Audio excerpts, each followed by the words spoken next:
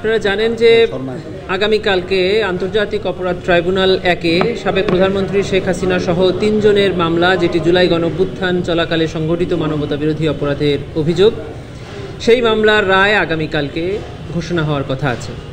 আমরা আশা করছি যে কালকেই এই ট্রাইব্যুনাল উক্ত মামলার রায় ঘোষণা করবেন।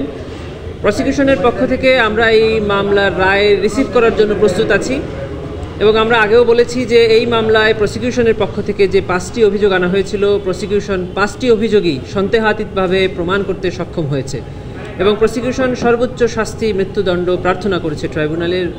শুধু তাই নয়, এবং এই আসামিদের সম্পত্তি বাজেয়াপ্ত করে এই মামলায় বা এই ঘটনায় যারা ভিকটিম আছে, শহীদ আছে, আহত পরিবার আছে, তাদের বরাবর হস্তান্তরের প্রার্থনা আমরা জানিয়েছিলাম। ট্রাইব্যুনাল ন্যায় বিচারের স্বার্থে যে আদেশ দিক না কেন প্রসিকিউশন সেটা মেনে নেবে।